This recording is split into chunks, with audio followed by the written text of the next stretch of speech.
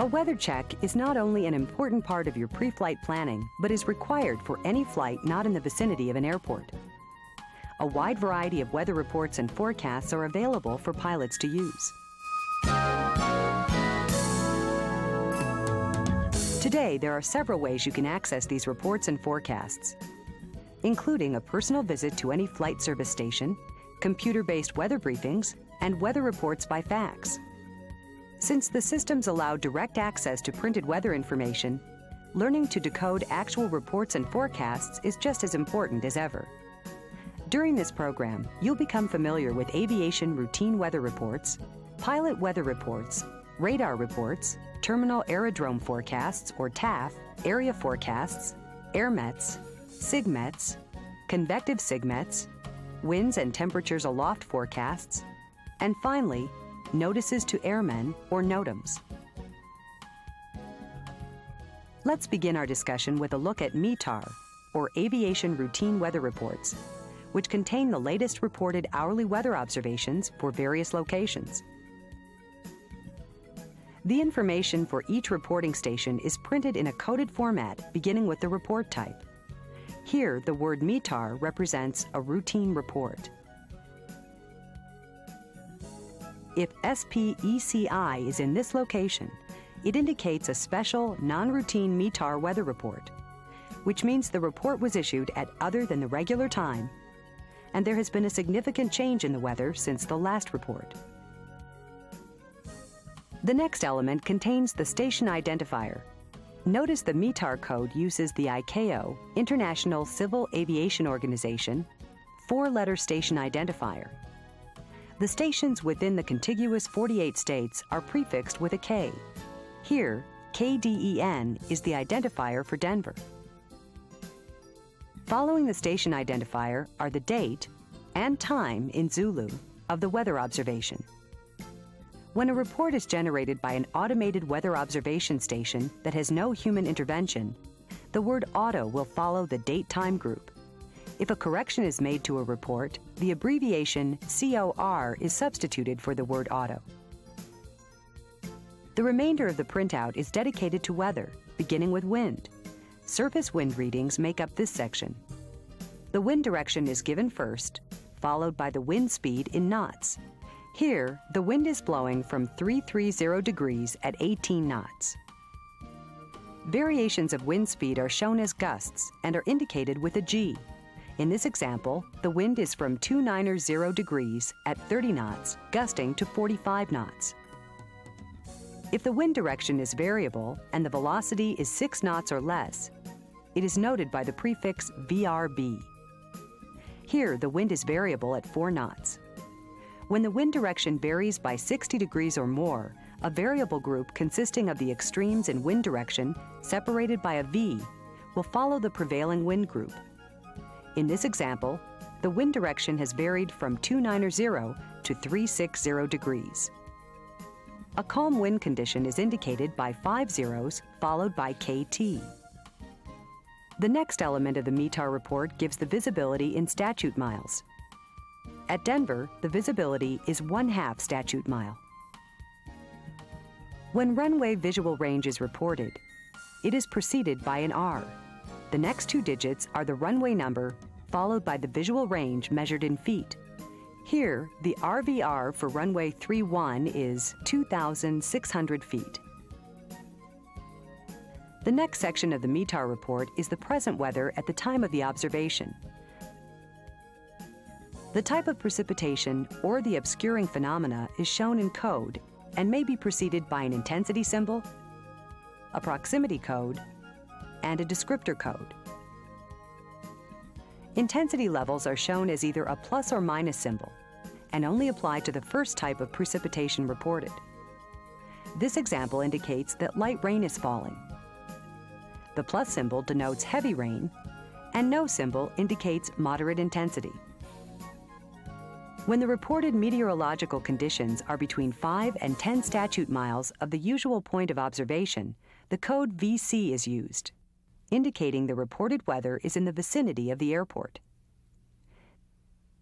2-letter descriptors are used to provide even more information about precipitation and obscuring phenomena. Here, FG indicates that fog is the predominant obscuring phenomena. Other common descriptors are TS for thunderstorms, SH for showers, FZ for freezing, DR for low drifting, MI for shallow, and BC for patches. The common letters used to indicate precipitation and obstructions to visibility include RA for rain, DZ for drizzle, GR for hail, FU for smoke, and HZ for haze. Additional codes are listed in your manual. The next block is used to report sky conditions. The amount of coverage is reported in eighths of sky cover and is represented by different contractions. If the sky is clear, meaning there are no clouds visible to the observer, the report will contain the letters SKC. At automated stations, the abbreviation CLR is used to indicate no clouds below 12,000 feet are detected. The letters FEW in the METAR report mean up to 2/8 of the sky is covered by clouds. A scattered layer, or SCT, means that the clouds cover 3/8 through 4/8 of the sky. A heavier sky cover is referred to as broken and is indicated on the report with the letters BKN. In this case, the clouds are covering 5/8 through 7/8 of the sky. When OVC appears, the sky is reported as overcast, which means clouds completely cover the sky. When the sky is reported as broken or overcast, a ceiling is said to exist. The height of the cloud bases are reported with 3 digits measured in hundreds of feet above ground level.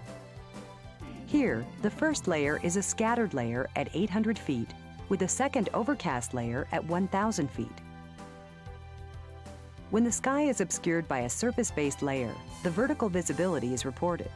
The letters VV indicate an indefinite ceiling, and the 3-digit number is the height in hundreds of feet. In this case, the vertical visibility is 400 feet. Cumulonimbus clouds or towering cumulus clouds are observed. The letters CB or TCU will follow the number representing the height of the cloud base. In this example, the observer has reported a scattered layer of towering cumulus at 1,500 feet. The next segment of the report gives the temperature and dew point in degrees Celsius. When these temperatures are below 0 degrees Celsius, they are preceded by an M. In this example, the temperature is 10 degrees Celsius and the dew point is -8 degrees Celsius. Altimeter settings are preceded by an A and reported in a 4-digit format in inches of mercury. Here, Denver's altimeter is reported as 29.901 inches of mercury. The last section of a METAR contains remarks and is identified by the contraction RMK. This section includes operationally significant weather, as well as the beginning and ending times of the specified weather phenomena. In this example, rain began at 35 minutes past the hour. At 55 minutes past the hour, the rain ended. Pilot weather reports, or PIREPs, also provide valuable information about current weather conditions and should be reviewed in a thorough weather briefing. No other observations are more timely than the ones made by a pilot. In fact, PIREPs provide the only means of directly observing cloud tops, icing, and turbulence. A PIREP is usually received and transmitted in a prescribed format. The letters UA identify the report as a routine PIREP, and UUA identifies an urgent PIREP. 2-letter codes differentiate each block within the report. For example, OV describes the location of the aircraft. TM tells you the time when the report was made. FL identifies the flight level. And TP tells you the type of aircraft flown. These first 5 blocks must be included in all PIREPs. The PIREP must contain at least one of several weather elements, also identified by 2-letter codes. These include SK for sky cover, WX for flight visibility and weather, TA for temperature, WV for wind, TB for turbulence, IC for icing, and RM for any remarks that might be included within a report. In printed form, PIREPs appear in this format. This sample PIREP from near Centennial Airport was issued as urgent. The aircraft was on the Denver 161 radial at 14 miles. The time of the report was 1939 Zulu, and the pilot was flying at 11,500 feet in a Mooney Mark 20. The pilot reported moderate to severe turbulence between 11,500 and 14,000 feet while en route from Farmington, New Mexico to Centennial Airport. Radar reports are another important source of weather information since they identify areas of precipitation at the time of the report. Each report can be divided into as many as 10 blocks of information. The first segment contains the location identifier and the time of the radar observation. This report is from Evansville and was taken at 1926 Zulu. The observation shows an area of echoes with 3/10 coverage consisting of light rain showers, which are decreasing in intensity. The next segment defines the boundaries of the area of precipitation using the azimuth and range from the reporting site. In this example, the points defining the area of echoes are 338 degrees at 90 nautical miles from Evansville, 111 degrees at 110 nautical miles, and 262 degrees at 125 nautical miles. The report continues by indicating that the area of precipitation is moving from 260 degrees at 30 knots. Finally, it shows that the maximum tops of the clouds are at 12,000 feet, located at 324 degrees at 39 miles. The predicted surface weather within a 5 statute mile radius from the center of an airport's runway complex is called a Terminal Aerodrome Forecast, or TAF. Each forecast is issued 4 times a day and is valid for a 24-hour period. The codes used in a TAF are similar to those used in a METAR. In this example of a Terminal Aerodrome Forecast, you can find forecast wind, visibility if 6 statute miles or less, weather, and sky conditions. Let's take a look at a typical TAF. This forecast is for KDEN, Denver, Colorado. Following the 4-letter station identifier is the date and time of issuance. The first 2 digits are the date, immediately followed by the time in Zulu. This forecast was issued on the 9th of the month at 1745 Zulu. The next group indicates the valid period. In this case, the forecast is valid on the 9th of the month from 1800 Zulu through 1800 Zulu on the following day. The forecast is calling for winds from 220 degrees true at 20 knots. Visibility is expected to be 2 1/2 miles with light rain showers. The ceiling is forecast to be 2,000 feet broken. When the wind direction fluctuates or the wind speed is 3 knots or less, it is encoded as VRB. Cumulonimbus, CB, is the only cloud type included in a terminal aerodrome forecast. When the weather is expected to change during the forecast period, the TAF will indicate the change at the end of the report. For example, at Denver, from 0100 Zulu, the sky conditions are forecast to be clear through the remainder of the forecast. When a possibility exists for a change in the wind, visibility, weather, or sky conditions, and those forecast changes are expected to last less than an hour, they are preceded by the term TEMPO, or tempo. This report predicts that between 0400 Zulu and 0800 Zulu, visibility will drop to 3 statute miles associated with thunderstorms and rain showers. An overcast layer of cumulonimbus clouds with bases at 3,000 feet is also expected. BECMG, or becoming, is used when a gradual change in conditions is expected and should not last more than 2 hours. The forecast time of the weather is listed by a 4-digit number representing the beginning and ending hours of the change and follows the becoming indicator. When there is a 30 to 49% chance for the occurrence of thunderstorms or precipitation, you will see a probability group. Thunderstorms or precipitation expected to be present more than 50% of the time will be included in the prevailing weather or a tempo.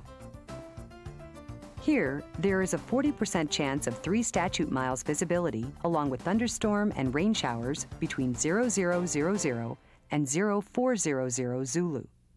This report also predicts that a broken layer of cumulonimbus clouds with bases at 3,000 feet is expected during this 4-hour time period.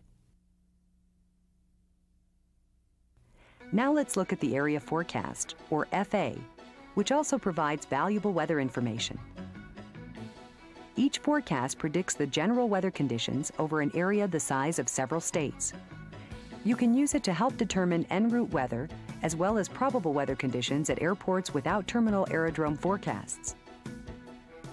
An area forecast is divided into 4 basic sections: communications and product header, precautionary statement, synopsis, and VFR clouds and weather. The communications and products header identifies the office issuing the forecast, the date and time of issuance, the valid times for forecast weather, and the states covered by the forecast. The precautionary statements, a standard note on each area forecast, indicate that thunderstorms imply possible severe or greater turbulence, severe icing, low-level wind shear, and IFR conditions. The statement in this example, see AirMet Sierra for IFR conditions and mountain obscurations, alerts pilots that IFR conditions and/or mountain obscurations may be occurring or forecasted to occur in a portion of the forecast area. Always check the latest AirMet for your area of flight. In addition, all heights not given in terms of mean sea level are noted in the forecast by the abbreviations AGL for above ground level or CIG for ceiling. This section of the area forecast is the synopsis, which contains a brief summary of the location and movement of fronts, pressure systems, and circulation patterns for an 18-hour period. This synopsis states that there is an upper-level trough in north-central Montana through southern Idaho that will move east into the plains by 00 Zulu with an upper-level ridge building over Washington, Oregon, and Northern California. There is also a surface high pressure over eastern Washington and northern Idaho that will build southeastward into southwest Wyoming behind the cold front. The VFR clouds and weather portion of this section is broken down by states or areas and describes the cloud conditions, weather, and/or visibility that are marginal VFR or better. In this example, Arizona is forecast to have scattered to occasionally broken clouds in the northern half of the state. The southern and far eastern portions of the state are expected to have scattered clouds with bases at 15,000 feet AGL and a chance of isolated light rain showers after 1500 Zulu. Included in the VFR clouds and weather portion is a 12-hour forecast and 6-hour categorical outlook for each state. The outlook for this area is VFR. When weather conditions warrant, the National Weather Service will issue in-flight advisories in the form of AirMets, SIGMETs, and convective SIGMETs. Although classified as in-flight advisories, these reports are also included in computer printouts. These advisories notify pilots of the possibility of hazardous flying conditions, which may not have been forecast at the time of the initial briefing. An AirMet describes areas of turbulence, icing, sustained surface winds greater than 30 knots, ceilings below 1,000 feet and/or surface visibility below 3 statute miles, and mountain obscuration of sufficient intensity or extent. There are 3 AirMet designators. Sierra always represents areas of IFR, Tango always represents areas of turbulence, and Zulu always represents areas of icing. Here, AirMet Sierra is valid for Wyoming and Colorado and indicates areas of mountain obscuration and IFR conditions. SIGMETs describe non-convective weather conditions of greater intensity than those in AirMets. SIGMETs are issued for severe or extreme turbulence or clear air turbulence, severe icing, dust or sandstorms that lower surface or in-flight visibilities to below 3 miles, or volcanic ash. Anytime weather conditions meet or exceed these criteria, or are expected to occur within 2 hours, a SIGMET will be issued. Convective SIGMETs report areas of severe thunderstorms, tornadoes, heavy precipitation, hail of 3/4 of an inch or greater, wind gusts to 50 knots or more, embedded thunderstorms, and lines of thunderstorms. However, since conditions of severe or greater turbulence, severe icing, and convective low-level wind shear are normally associated with thunderstorms, these conditions are assumed to exist and are not specified in the report. Convective SIGMET bulletins are issued at 55 minutes past the hour and are valid for 2 hours. Appended to each convective SIGMET is an outlook valid for 2 to 6 hours after the issuance time. This outlook discusses further convective development with emphasis on lines or clusters of thunderstorms and severe or embedded thunderstorms. Another element of your weather briefing is the winds and temperatures aloft forecast. This forecast helps you calculate en route speed and performance figures for your aircraft. Winds and temperatures aloft forecasts are derived from information gathered by weather balloons released at 12-hour intervals. The forecast gives the wind direction in degrees from true north, wind speed in knots, and the temperature in degrees Celsius for selected altitudes. Forecasts for specific locations are indicated by station identifiers. Each identifier is followed by code groups which show the wind direction, wind speed, and temperature at specified forecast levels. The first 2 digits represent wind direction in tens of degrees, with the next 2 digits representing the wind speed. Where appropriate, the remaining digits record the forecast temperature. In this example, the coded group forecasts a wind from 200 degrees at 6 knots. The temperature at this altitude is forecast to be 13 degrees Celsius. Due to terrain influence, wind forecast information is omitted from any level that is within 1,500 feet of the ground. Likewise, the temperature is omitted from the 3,000-foot level and any other level which is within 2,500 feet of the surface. Since temperatures are always negative above 24,000 feet, the minus sign is omitted above this level. Notices to airmen, or NOTAMs, are usually included with printed weather reports. NOTAMs alert you to recent changes in the airspace system that could affect the safety of your flight. Here, a temporary flight restriction is in effect until further notice. This restriction is due to dynamite blasting, and only authorized flights may be conducted within 500 feet over the blasting area. In this program, you have seen a brief overview of some of the major printed reports and forecasts that are available to you in preparing for any flight you take. When interpreted correctly, these reports and forecasts help you understand the weather you will encounter in flight.